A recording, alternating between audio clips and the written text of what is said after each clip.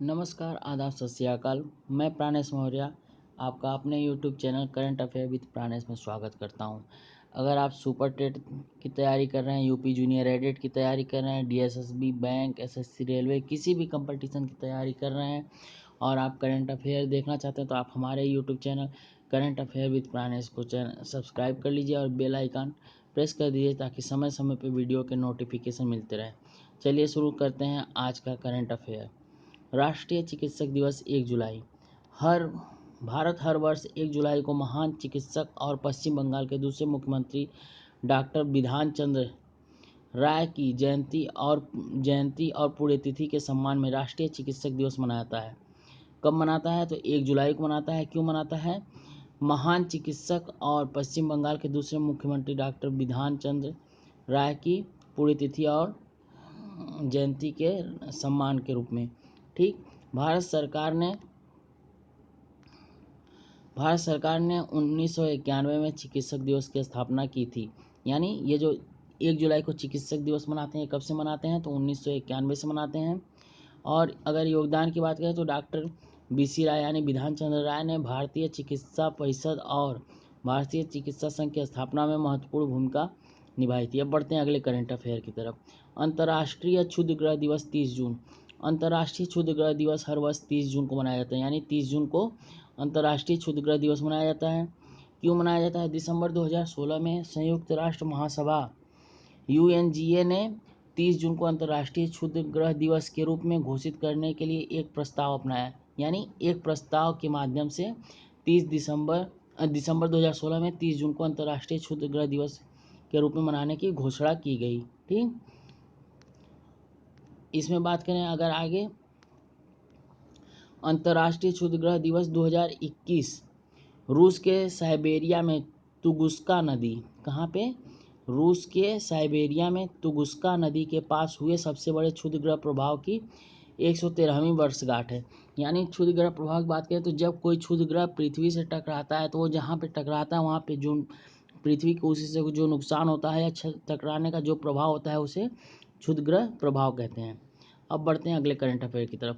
अंतर्राष्ट्रीय संसदीय दिवस 30 जून। यानी 30 जून को क्षुद्र ग्रह दिवस के अलावा अंतर्राष्ट्रीय संसदीय दिवस हर साल 30 जून को मनाया जाता है। 30 जून को अंतर्राष्ट्रीय संसदीय दिवस भी मनाया जाता है। ठीक, क्यों मनाया जाता है?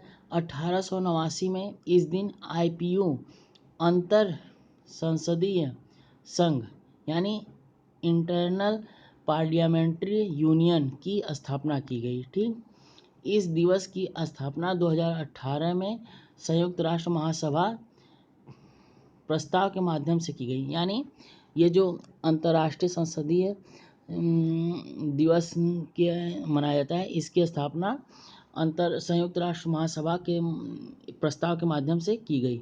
2021 में आईपीयू के सदस्य, कब? 2021 में आईपीयू के सदस्य इस दिन को आईपीयू अभियान I say yes to youth in parliament के साथ चिन्हित करेंगे। अब बढ़ते हैं अगले करंट अफेयर की तरफ। अदिति ओलंपिक के लिए क्वालिफाई करने वाली पहली गोल्फर। यानी भारत की जो अदिति अशोक हैं, इनका पूरा नाम क्या है? अदिति अशोक। ये अदिति अशोक टोक्यो ओलंपिक के लिए क्वालिफाई करने वाली पहली भारतीय महिला गोल्फर बन गई हैं। यानी अभी तक जितने भी गोल्फर जो है कि क्वालिफाई किए थे वो ओलंपिक में भारत के तरफ से प्रदर्शन करने के लिए वो सभी पुरुष थे। लेकिन ये जो अद्वितीय अशोक हैं, ये पहली महिला गोल्फर हैं जो भारत का गोल्फ में प्रतिनिधित्व करेंगी। उन्होंने 45वें स्थान पर क्वालिफाई किया और अब वे अपने दूसरे ओलंपिक में खेलेंगी। ठीक, इन्होंने 45वें जिस स्थान पर क्वालिफाई किया वो उनकी रैंक क्या है? 45वीं है। ठीक, अगर बात करें आगे इसमें, टोक्यो ओलंपिक 30 जुलाई से शुरू होंगे और खेल 8 अगस्त 2021 तक चलेंगे। ठीक, यानी ये जो टोक्यो ओलंपिक है इसकी शुरुआत कब होगी? 23 जुलाई को होगी और इसका यह कब तक चलेगा? तो ये 8 अगस्त 2021 तक चलेगा। यह कार्यक्रम 2020 में आयोजित होने वाला था, लेकिन कोविड-19 महामारी के कारण स्थगित कर दिया गया। यानी ये जो 2021 में ओलंपिक खेल हो रहा है, यह 2020 में होने वाला था, लेकिन कोरोना महामारी के कारण इसको 2020 में स्थगित कर दिया गया था। ठीक, अब बढ़ते हैं अगले करंट अफेयर की तरफ। सीमा पुनिया ने किया टोक्यो खेलों के लिए क्वालिफाई। यानी जो भारत की खिलाड़ी हैं सीमा पुनिया, उन्होंने क्या ओलंपिक खेलों के लिए अपना क्वालिफाई कर लिया। यानी अब वो सुनिश्चित कर ली है कि वो कर लिया अपने प्रदर्शन से कि ये ओलंपिक में खेलेंगी। पटियाला में राष्ट्रीय अंतर्राज्यीय एथलेटिक्स चैंपियनशिप 2018 में कहाँ पे पटियाला में राष्ट्रीय अंतर्राज्यीय एथलेटिक्स चैंपियनशिप 2018 में एशियाई खेलों की कांस्य पदक विजेता चक्का फेंक खिलाड़ी सीमा ने स्वर्ण पदक जीता है। यानी ये जो क्वालिफाइंग मैच था, इसमें उन्होंने स्वर्ण पदक जीता है। और ये कहाँ गया, तो पटियाला में हुआ था राष्ट्रीय अंतर्राज्यीय एथलेटिक्स चैंपियनशिप 2018 में। एशियाई खेलों की कांस्य पदक, और इन्होंने एशियाई खेलों में कांस्य पदक विजेता खिलाड़ी हैं जो चक्का फेंकती हैं। यानी चक्का एक गोल सी तस्तरी होती है और इसे जो है कि दूर तक नचा करके फेंकना होता है। ये इस क्वालिफाइंग मैच में स्वर्ण पदक जीता है। ठीक, अगर बात करें इसमें, और सीमा ने ओलंपिक क्वालिफिकेशन मार्क 63.50 मीटर से बेहतर किया। ठीक, यानी जो इसका क्वालिफाइंग मार्क्स था 63.50 मीटर, इससे ज़्यादा इन्होंने जो है कि क्या कहते हैं कि फेंका है। इस बीच अदिति अशोक ने अपने दूसरे ओलंपिक खेलों के लिए क्वालिफाई किया है, और सीमा पुनिया के साथ साथ अदिति अशोक ने भी क्वालिफाई किया है, जिसका इसके पहले हमने जिक्र किया था। जिम्नास्टिक में वाल्ट में एशियाई चैंपियनशिप की कांस्य पदक विजेता प्रणति नायक ने टोक्यो ओलंपिक के लिए कोटा अर्जित किया है। ठीक, जिम्नास्टिक में किसने अपना जो है कि क्वालिफाई किया है, तो वो है प्रणति नायक। ये जिम्नास्टिक में टोक्यो ओलंपिक में जाने के लिए क्वालिफाई कर लिया है। अब बढ़ते हैं अगले करंट अफेयर की तरफ। पी साईनाथ को 2021 फुकुओका सम्मान। ठीक, किसको? पी साईनाथ को 2021 का फुकुओका सम्मान। पत्रकार पी साईनाथ को, तो ये पी साईनाथ क्या है, तो ये पी साईनाथ एक पत्रकार हैं। इनको फुकुओका पुरस्कार 2021 के 3 प्राप्तकर्ताओं में से एक के रूप में चुना गया है। यानी 2021 में 3 लोग फुकुओका सम्मान प्राप्त किए हैं, जिसमें से एक हैं पी साईनाथ, जो कि एक पत्रकार हैं। ठीक, श्री साईनाथ को फुकुओका पुरस्कार का ग्रैंड प्राइज प्राप्त होगा। ठीक, यानी ये जो फुकुओका पुरस्कार है, इसका ग्रैंड प्राइज पी साईनाथ को प्राप्त होगा। जबकि अकादमिक पुरस्कार और कला और संस्कृत का पुरस्कार क्रमशः जापान के प्रोफेसर किशिमोतो मियो और थाईलैंड के फिल्म निर्माता प्रबदा यूको को मिलेगा। ठीक, पिछले 30 वर्षों में 28 देशों के 115 लोगों को यह पुरस्कार यानी फुकुओका पुरस्कार दिया जा चुका है। अब बढ़ते हैं अगले करंट अफेयर की तरफ। दिल्ली मेट्रो ने जीता पुरस्कार। क्या जीता है इन्होंने? दिल्ली मेट्रो ने चरण 1 और 3 के तहत अपनी उच्च गुणवत्ता, यानी जो उनकी सुविधाएं हैं, उनकी फैसिलिटी है, उनकी जो सर्विस है, वो बहुत ही उच्च स्तर की है, तथा बुनियादी ढांचा विकास परियोजनाओं के लिए Japan society of civil engineers से एक पुरस्कार प्राप्त किया है। किससे जो है कि पुरस्कार प्राप्त किया है? तो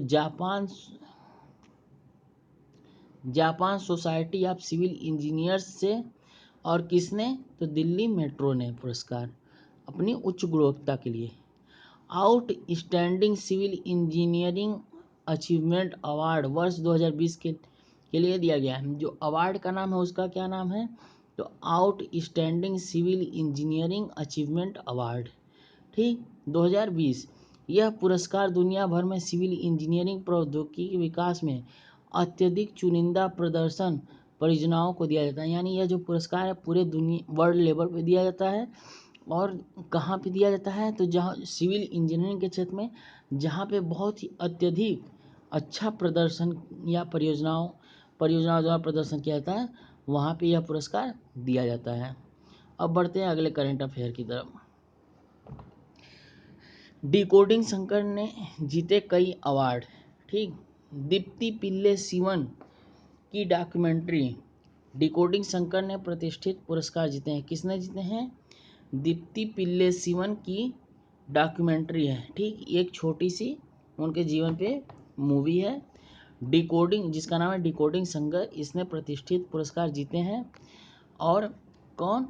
महान गायक संगीतकार शंकर महादेवन की जीवनी ने, यानी ये जो डॉक्यूमेंट्री है यह जो है कि दीप्ति पिल्ले सीवन की डॉक्यूमेंट्री इन्होंने बनाया है। और किसके ऊपर बनाया है? तो महान गायक संगीतकार शंकर महादेवन। कौन? शंकर महादेवन की जीवनी ने कहाँ पे? टोरंटो में अंतर्राष्ट्रीय महिला फिल्म महोत्सव 2021 में सर्वश्रेष्ठ जीवनी फिल्म का पुरस्कार जीता है। ठीक। यानी जो महिला जो क्या कहते हैं कि फिल्मकार हैं या निर्माता हैं, ठीक, उनका अंतर्राष्ट्रीय महिला फिल्म महोत्सव था, जिसमें जिन्होंने क्या कहते हैं किसने? दीप्ति पिल्ले सीवन जो कि एक महिला हैं, इन्होंने डॉक्यूमेंट्री बनाई है। किसके ऊपर? शंकर महादेवन जो महान संगीतकार हैं इनके ऊपर। और इनकी इस डॉक्यूमेंट्री ने पुरस्कार जीते हैं। इसने Indo French international film festival में स्पेशल जूरी अवार्ड भी जीता है। यानी ये जो क्या कहते हैं कि मूवी है डिकोडिंग शंकर, इसने Indo French international film festival में स्पेशल जूरी अवार्ड भी जीता है। ठीक। अब बढ़ते हैं अगले करंट अफेयर के। EIL के CMD को ऑर्डर ऑफ पोलर स्टार सम्मान। ठीक।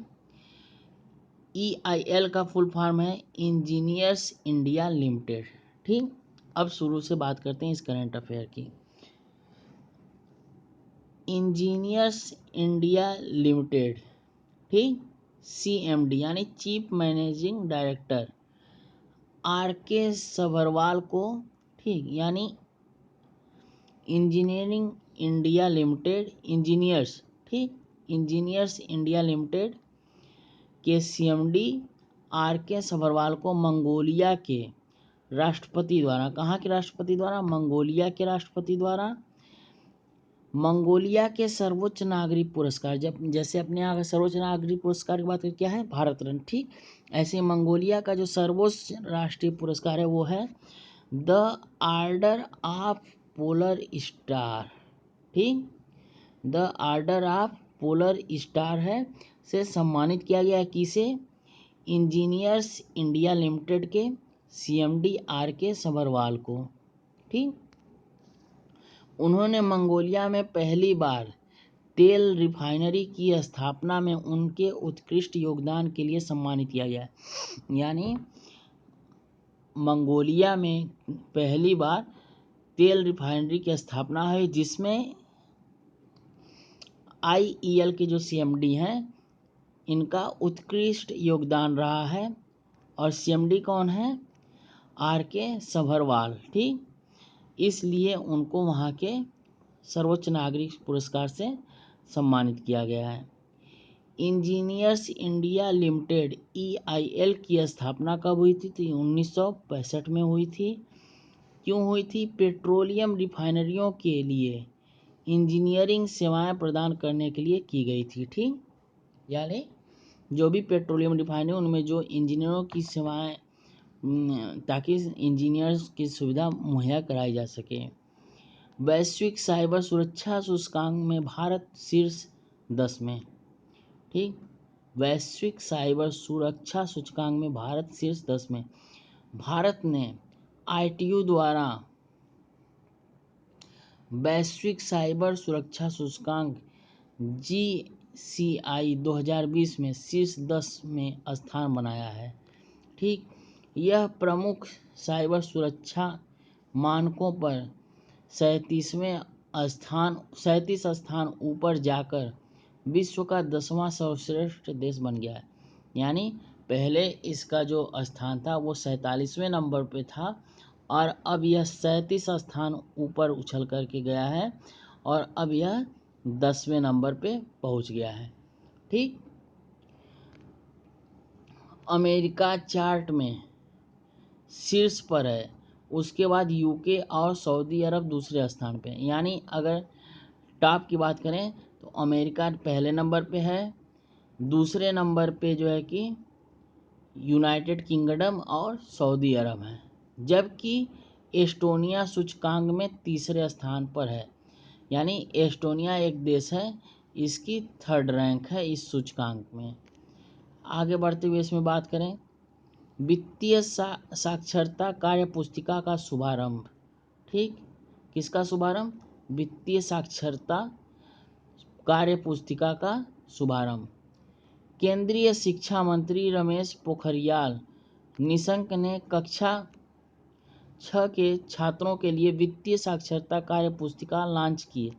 यानी यहाँ से पहले तो एक चीज़ आपको कंफर्म हो गया कि भारत के केंद्रीय शिक्षा मंत्री कौन है, तो भारत के केंद्रीय शिक्षा मंत्री रमेश पोखरियाल निशंक। ठीक, इन्होंने क्या किया है, कक्षा 6 के छात्रों के लिए वित्तीय साक्षरता कार्य पुस्तिका लॉन्च की है। ठीक, इसे central board of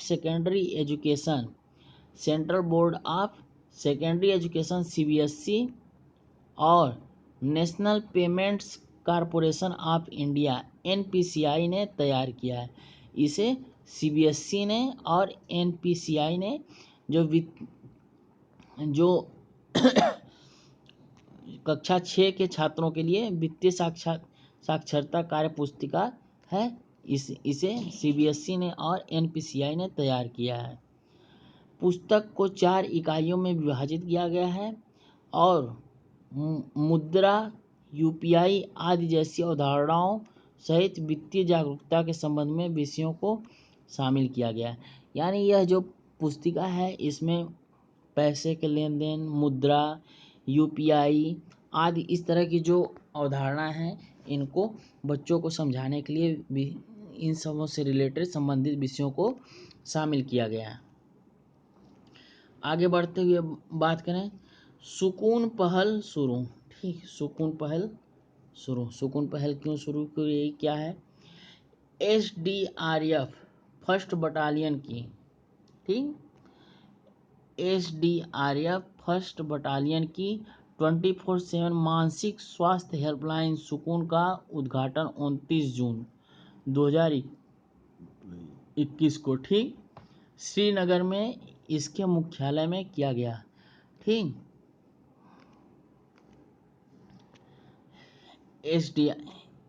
SDRF first battalion की 24/7 मानसिक स्वास्थ्य हेल्पलाइन सुकून का उद्घाटन 29 जून 2021 को श्रीनगर में SDRF के मुख्यालय में किया गया। ठीक, सुकून क्या है? तो सुकून एक मानसिक स्वास्थ्य हेल्पलाइन पहल है। ठीक, सुकून क्या है? एक मानसिक स्वास्थ्य हेल्पलाइन पहल है जिसका टोल फ्री नंबर है 1800-1807-159। यह किसके लिए है? तो एक मानसिक स्वास्थ्य हेल्पलाइन है उन लोगों को मार्गदर्शन प्रदान करने के लिए जो चिंता, अवसाद, तनाव आदि का अनुभव कर रहे हैं। वो लोग इस नंबर पे कॉल करें और उनको उचित मार्गदर्शन दिया जाएगा। इसे मिशन यूथ जम्मू कश्मीर और पर्यटन विभाग के सहयोग से शुरू किया गया है। ये जो सुकून पहल है इसे मिशन यूथ जम्मू कश्मीर और पर्यटन विभाग के सहयोग से शुरू किया गया है। आगे बढ़ते हुए बात करें इसमें अगले करंट अफेयर की। जम्मू कश्मीर के उपराज्यपाल ने शुरू किया हौसला। ठीक, अब देखिए ये जो जम्मू कश्मीर के उपराज्यपाल हैं इन्होंने भी एक शुरू कर दिया, उसका क्या नाम है? हौसला। ठीक, जम्मू और कश्मीर के उपराज्यपाल मनोज सिन्हा ने। यहाँ से देखिए आपको एक चीज़ कंफर्म हो गया कि जम्मू और कश्मीर के उपराज्यपाल कौन है, तो जम्मू और कश्मीर के उपराज्यपाल हैं मनोज सिन्हा। ठीक दोस्तों, जो राज्य होते हैं वहाँ पे राज्यपाल होते हैं और जो केंद्र शासित प्रदेश होते हैं वहाँ पे उपराज्यपाल होते हैं। तो इसलिए रोल काम सारा वही होता है, लेकिन उनको उपराज्यपाल कहा जाता है। तो जम्मू कश्मीर के उपराज्यपाल मनोज सिन्हा ने 29 जून 2021 को हौसला शुरू किया। यानी ये जो हौसला पहले ये क्या है, 29 जून 2021 को शुरू हुई।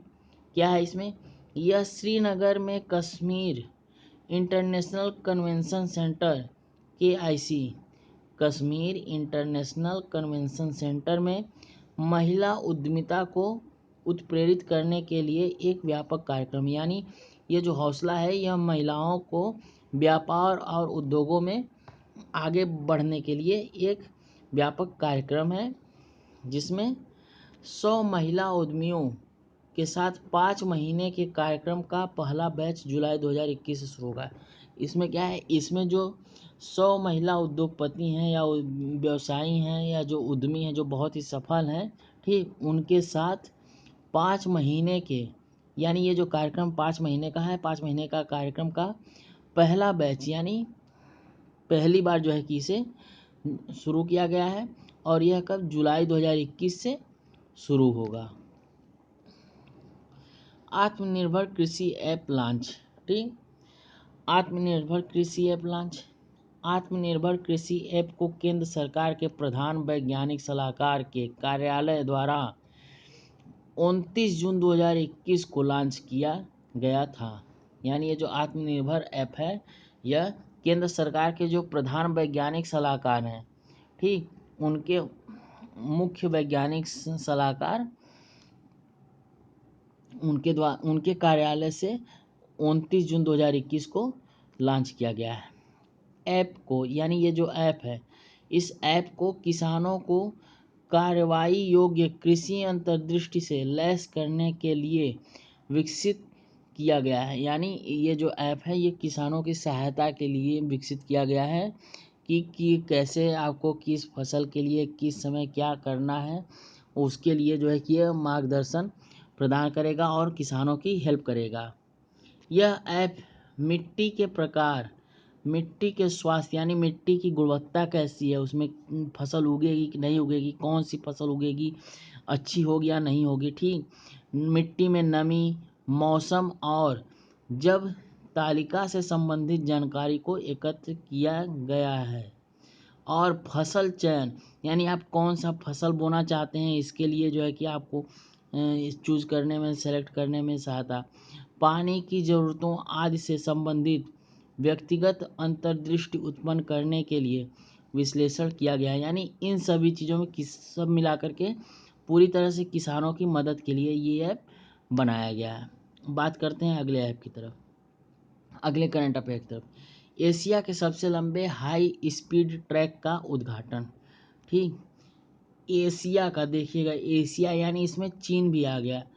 ठीक, एशिया के सबसे लंबे हाई स्पीड ट्रैक का उद्घाटन भारतीय उद्योग और सार्वजनिक उद्यम मंत्री, ठीक, प्रकाश जावड़ेकर, ठीक, जावड़ेकर। यानी यहाँ से एक चीज़ तो ये भी कन्फर्म हो गया कि भारत के भारी उद्योग, ठीक, भारी उद्योग और सार्वजनिक उद्यम मंत्री कौन है, तो प्रकाश जावड़ेकर हैं। इन्होंने 29 जून 2021 को इंदौर के पीथमपुर में स्थित एशिया के सबसे लंबे हाई स्पीड टेस्ट ट्रैक का उद्घाटन किया। ठीक, कहाँ पे किया, इंदौर के पीथमपुर में। कब किया, 29 जून 2021 को। किसने किया, प्रकाश जावड़ेकर ने। और ये हैं क्या, तो भारी उद्योग और सार्वजनिक उद्यम मंत्री हैं। और किसका उद्घाटन किया, तो ये सबसे एशिया के सबसे लंबे हाई स्पीड टेस्ट ट्रैक का उद्घाटन किया। इसमें क्या होगा, इसमें बात करें तो इसमें नेशनल ऑटोमोटिव टेस्ट ट्रैक सुविधा की लंबाई, यानी ये जो हाई स्पीड ट्रैक बनाया इसकी लंबाई कितनी है, तो 11.3 किलोमीटर है। और यह ऑटोमोबाइल कंपनियों के लिए ऑटोमोटिव और कंपोनेंट टेस्टिंग की सुविधा प्रदान करेगी। यानी जो भी कंपनियां हैं वो अपने गाड़ियों की टेस्टिंग के लिए इस ट्रैक का उपयोग करेंगी, यानी टेस्टिंग के लिए इस ट्रैक को बनाया गया। यह ट्रैक जो है, ठीक, यह ट्रैक एशिया का सबसे लंबा और दुनिया का 5वां सबसे बड़ा ट्रैक है। यानी ये जो ट्रैक है एशिया का तो सबसे लंबा है, लेकिन अगर दुनिया की बात करें तो दुनिया में 5वें नंबर पे है। अब बढ़ते हैं अगले करंट अफेयर की तरफ। उस पर बढ़ने से पहले आपको कहना चाहेंगे कि आप देख रहे हैं हमारा YouTube channel current affair with Pranesh, ठीक, और आप प्लीज़ मेरे चैनल को सब्सक्राइब कर लीजिए, बेल आइकन को प्रेस कर दीजिए ताकि आपको और भी वीडियो के नोटिफिकेशन मिलते रहें। और आप करंट अफेयर विथ प्राणेश के नाम से मेरा टेलीग्राम चैनल है, इसको भी ज्वाइन कर सकते हैं। और ज़्यादा जानकारी के लिए आप हमें व्हाट्सएप या टेलीग्राम पे इस नंबर पे मैसेज कर सकते हैं। आगे बढ़ते हैं अगले। ये देखिए हमारा टेलीग्राम चैनल का लिंक है, यहाँ से आप हमारा टेलीग्राम चैनल ज्वाइन कर सकते हैं। अब बढ़ते हैं अगले करंट अफेयर की तरफ। भारत दक्षिण कोरिया ने किया सैन्य अभ्यास। भारतीय नौसेना के एक युद्धपोत ने 28 जून 2021 को पूर्वी चीन सागर में एक दक्षिण कोरियाई पोत के साथ सैन्य अभ्यास किया, ठीक। भारतीय नौसेना के एक युद्धपोत ने 28 जून 2021 को पूर्वी चीन सागर में दक्षिण कोरिया के एक पोत के साथ सैन्य अभ्यास किया, ठीक। सुदूर पूर्व में तैनात भारतीय नौसेना के स्वदेशी, यानी स्वदेशी मतलब भारत में निर्मित ASW कावेट INS किल्टन ने, यानी ये जो भारत का जो पोत है उसका नाम है ASW कार्वेट INS किल्टन ने कोरिया गणराज्य के नौसेना पोत ROKS ग्योंगनाम के साथ नौसेना साझेदारी अभ्यास किया, ठीक। इसका उद्देश्य, यानी ये जो नौसेना अब युद्धाभ्यास था, इसका उद्देश्य क्या था? तो इसका उद्देश्य इंटर ऑपरेटिबिलिटी को बढ़ाना और साझेदार नौसेनाओं के साथ सर्वोत्तम प्रथाओं के आदान प्रदान की सुविधा प्रदान करना था, ठीक। अब बढ़ते हैं अगले करंट अफेयर की तरफ। शंभुनाथ IFUNA के अध्यक्ष नियुक्त। अगर बात करें IFUNA का, तो इसका फुल फॉर्म है Indian federation of United Nations association, ठीक। ये IFUNA का फुल फॉर्म है। शंभुनाथ कौन? शंभुनाथ IFUNA के अध्यक्ष नियुक्त। अब ये शंभुनाथ है कौन? तो इलाहाबाद उच्च न्यायालय के पूर्व न्यायाधीश। कौन? इलाहाबाद उच्च न्यायालय के पूर्व न्यायाधीश न्यायमूर्ति शंभुनाथ श्रीवास्तव को संयुक्त राष्ट्र संघों के भारतीय संघ का अध्यक्ष नियुक्त किया गया है। यानी संयुक्त राष्ट्र संघ में जो भारतीय संघ है उसका अध्यक्ष नियुक्त किया है किसको? इलाहाबाद उच्च न्यायालय के पूर्व न्यायाधीश न्यायमूर्ति शंभुनाथ श्रीवास्तव को। यह संयुक्त राष्ट्र और इसकी विशेष एजेंसियों के उद्देश्यों को बढ़ावा देने के लिए एक गैर लाभकारी संगठन है।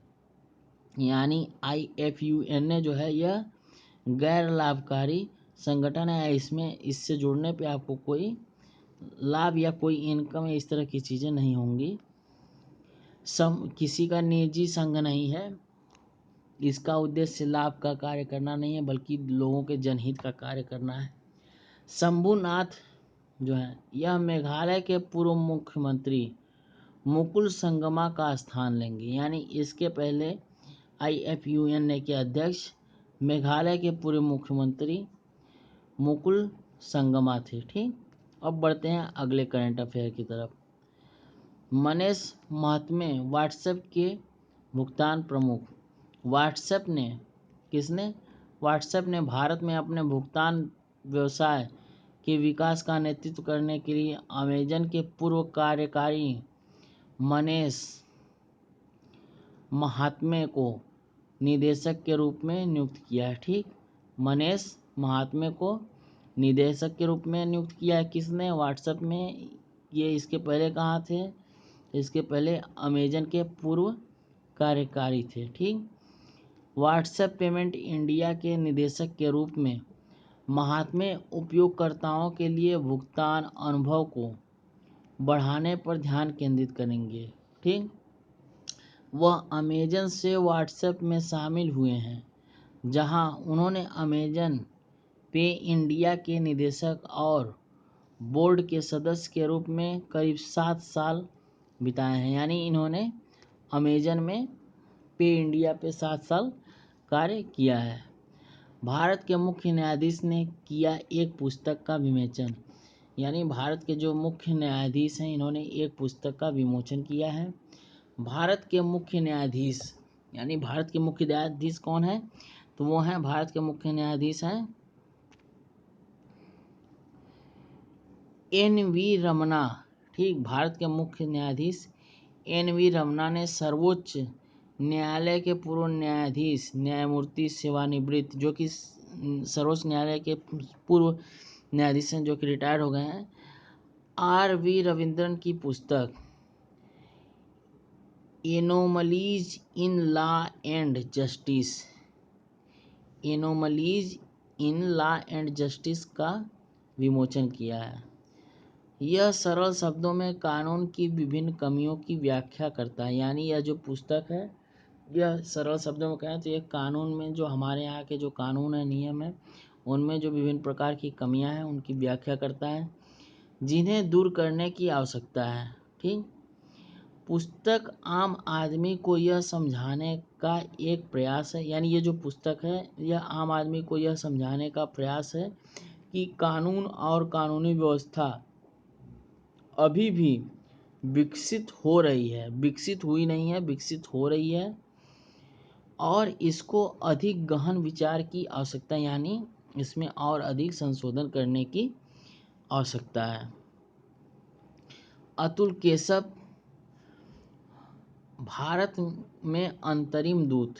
अमेरिका ने किसने अमेरिका ने भारतीय अमेरिकी करियर राजनयिक अतुल केशव को दिल्ली में देश का चार्ज डी अफेयर नियुक्त किया है। ठीक, किसने अमेरिका ने, यानी जो अतुल केशव है, यह भारतीय मूल के अमेरिकी नागरिक है। इनको अमेरिका ने भारत के दिल्ली में चार्ज डी अफेयर नियुक्त किया है। वरिष्ठ विदेश सेवा के करियर सदस्य केशव को डेनियल स्मिथ के स्थान पर नियुक्त किया गया है। इसके पहले इस स्थान पे कौन थे, तो इसके पहले इस स्थान पे थे डेनियल स्मिथ। ठीक, उन्होंने हाल ही में पूर्व एशियाई और प्रशांत मामलों के ब्यूरो के लिए राज्य के प्रधान उप सहायक सचिव और श्रीलंका और मालदीव में अमेरिकी राजदूत के रूप में कार्य किया। यानी ये जो अतुल केशव हैं, इन्होंने पूर्व एशियाई और प्रशांत मामलों के ब्यूरो के लिए राज्य के प्रधान उप सहायक सचिव और श्रीलंका और मालदीव में अमेरिका के राजदूत के रूप में कार्य किया है। आगे बढ़ते हैं, इसमें अगले करंट अफेयर की बात करें। तमिलनाडु में परमाणु ऊर्जा संयंत्र का निर्माण। कुडनकुलम परमाणु ऊर्जा संयंत्र। ठीक, कुडनकुलम परमाणु ऊर्जा संयंत्र KNPP की यूनिट 5 के निर्माण कार्य 29 जून 2021 को रिएक्टर भवन की फाउंडेशन प्लेट में पहली कंक्रीट डालने के साथ शुरू हुआ। ठीक, रूस की कंपनी रोसाटॉम को परमाणु रिएक्टर बनाने का कार्य सौंपा गया है। यानी तमिलनाडु में जो परमाणु ऊर्जा संयंत्र है, इसका कार्य रूस की कंपनी रोसाटॉम को परमाणु रिएक्टर बनाने का कार्य सौंपा गया है। भारत और रूस के बीच जनरल फ्रेमवर्क एग्रीमेंट जीएफए पर 10 अप्रैल 2014 को यूनिट 3 और 4 के निर्माण पर हस्ताक्षर हुए थे। यानी ये जो हस्ताक्षर एग्रीमेंट हुआ था, ये कब हुआ था? तो 10 अप्रैल 2014 को भारत और रूस के बीच हुआ था। ठीक, अब बढ़ते हैं अगले करंट अफेयर की तरफ। भारतीय समूह वन वेब में करेगा 500 मिलियन का निवेश। यानी भारतीय समूह वन वेब में करेगा 500 मिलियन डॉलर का निवेश। ठीक, ये डॉलर का चिन्ह है, तो 500 मिलियन डॉलर का निवेश। यानी वन वे, पहले बात करता है क्या, तो वन वे एक उपग्रह संचार कंपनी है जो क्या कहते हैं, उपग्रह वगैरह से संबंधित कार्य करती है। भारतीय समूह उपग्रह संचार कंपनी वनवे में सबसे बड़ा शेयरधारक बनने के लिए 500 मिलियन डॉलर का निवेश करेगा। लेन देन पूरा करने और यूटेलसैट, ठीक, लेन देन पूरा करने और यूटेलसैट के 550 मिलियन डॉलर के निवेश के साथ भारतीय के पास 38.6% हिस्सेदारी होगी। यानी इससे जो भारतीय समूह है, इसके पास वन वे की 38.6% साझेदारी हो जाएगी। ब्रिटिश सरकार, कौन? ब्रिटिश सरकार यूटेलसैट और सॉफ्ट बैंक प्रत्येक के पास 19.3% का स्वामित्व होगा। यानी भारतीय समूह के पास 38.6% और इसके अलावा ब्रिटिश सरकार, यूटेलसैट और सॉफ्ट बैंक, इन तीनों के साथ 19.3% की स्वामित्व होगा। वनवे ग्लोबल लो अर्थ ऑर्बिट LEO उपग्रह संचार कंपनी। यानी वनवेब जो है, यह ग्लोबल लो अर्थ ऑर्बिट LEO उपग्रह संचार कंपनी है। अब बढ़ते हैं अगले करंट अफेयर की तरफ। तुकाराम ओम्बले के नाम पर मकड़ी की प्रजाति का नाम।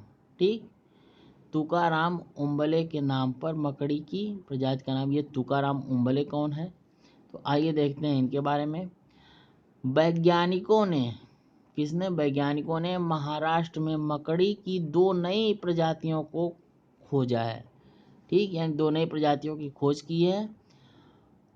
उन्होंने उनमें से एक का नाम मुंबई पुलिस के, यानी ये जो मकड़ी की 2 प्रजातियां हैं, इसमें से एक का नाम मुंबई पुलिस के सहायक उप निरीक्षक, कौन?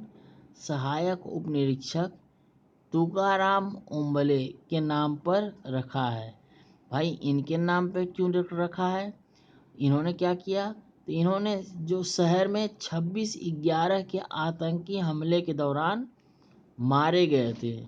ठीक, यानी ये जो आतंकी हमला हुआ था 26/11 को, उसमें ये शहीद हो गए थे। वैज्ञानिकों ने नई प्रजाति का नाम आइसियस तुकारामी रखा है। ठीक, 2 प्रजातियां हैं, उसमें से एक का नाम क्या रखा गया है? आइसियस तुकारामी रखा गया है, जो पहली बार एक शोध पत्र में सामने आई थी।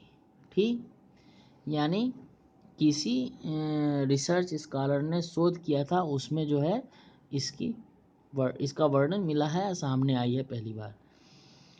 आतंकी अजमल कसाब को पकड़ने की कोशिश के दौरान वे मारे गए थे। यानी ये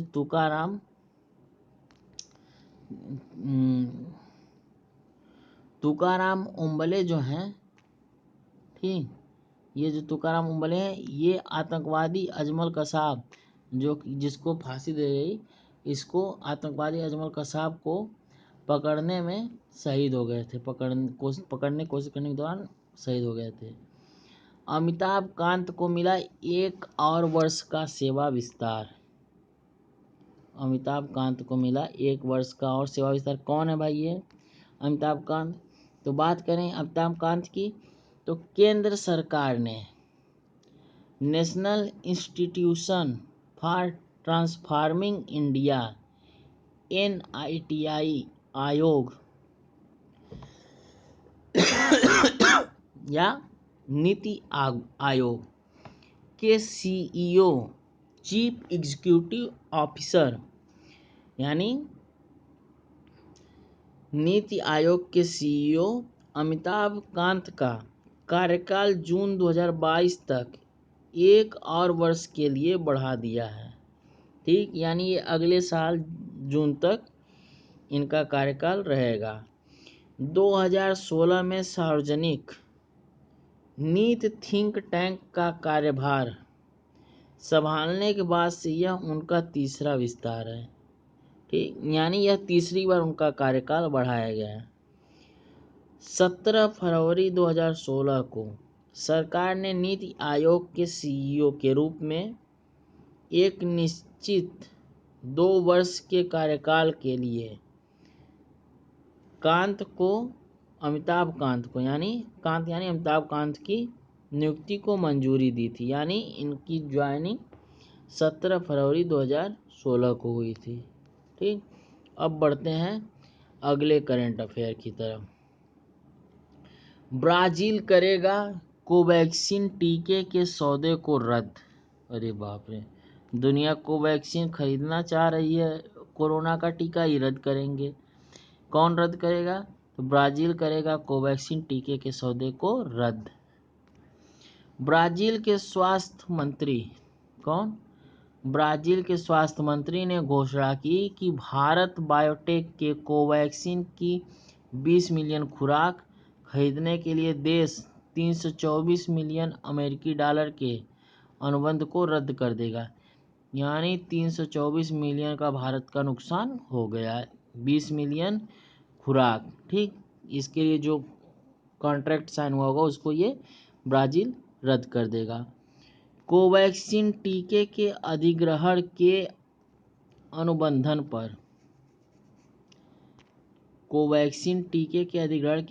पर दोनों पक्षों ने फरवरी 2021 में हस्ताक्षर किए थे।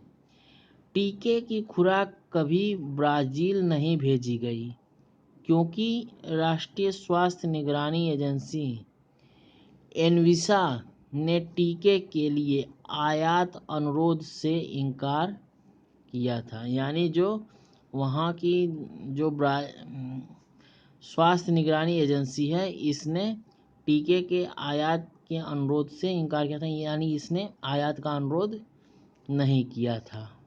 ठीक, इसलिए ब्राज़ील उसको निरस्त कर देगा। एस्ट्राजेनेका ने डोकोन के साथ की साझेदारी। एस्ट्राजेनेका ने डोकोन के साथ की साझेदारी। एस्ट्राजेनेका क्या है? एस्ट्राजेनेका इंडिया ने भारत भर में 1000 क्लिनिकों को डिजिटाइज करने के लिए बेंगलुरु स्थित स्वास्थ्य स्टार्टअप डाकन टेक्नोलॉजी के साथ एक समझौता ज्ञापन पर हस्ताक्षर किया है। साझेदारी के तहत डाकन पहचाने गए क्लिनिकों को अनुकूलित इलेक्ट्रॉनिक मेडिकल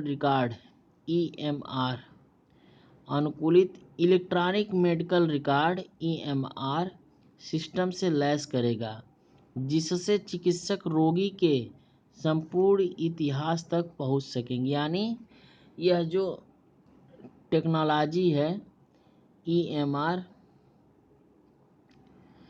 इससे जो है कि इसमें रोगी की हर एक डिटेल इसमें रहेगी। अब तक पायलट चरण के तहत लगभग 200 क्लिनिकों को डिजिटलाइज किया जा चुका है। यानी अपग्रेड किया जा चुका है। यानी 200 क्लिनिकों को डिजिटलाइज किया जा चुका है। ऐसी मतलब कि उनका 200 क्लिनिकें बन गई हैं जिसमें रोगियों का सारा रिकॉर्ड रखा जा सकता है। ठीक। NCERT विकसित करेगा पाठ्यक्रम रूपरेखा। NCERT का फुल फॉर्म की बात करें तो NCERT का फुल फॉर्म है national council of educational research and training. ठीक।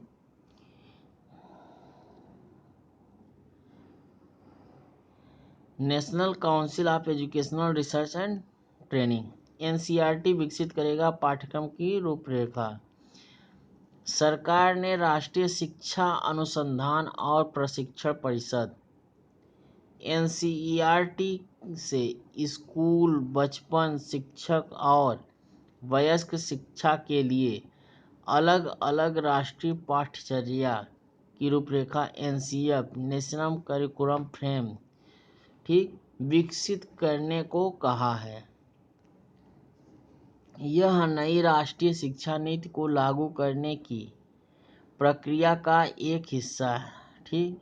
NCERT जो पाठ्यक्रम निर्धारित करेगा यह नई राष्ट्रीय शिक्षा नीति को लागू करने की एक प्रक्रिया का हिस्सा है। 4 NCF नई पाठ्य पुस्तकों को विकसित करने और शिक्षा शास्त्र को डिजाइन करने के लिए महत्वपूर्ण होंगे। ठीक। ये था आज का करंट अफेयर। अगर आपको हमारा वीडियो अच्छा लगा तो वीडियो को ज़्यादा से ज़्यादा शेयर करें और हमारे channel current affair with Pranesh को सब्सक्राइब करना ना भूलें और सब्सक्राइब करने के साथ साथ बेल आइकन को प्रेस कर दें। और आप हमारा वीडियो लिंक पाने के लिए हमसे व्हाट्सएप और टेलीग्राम पे भी जुड़ सकते हैं। वीडियो देखने के लिए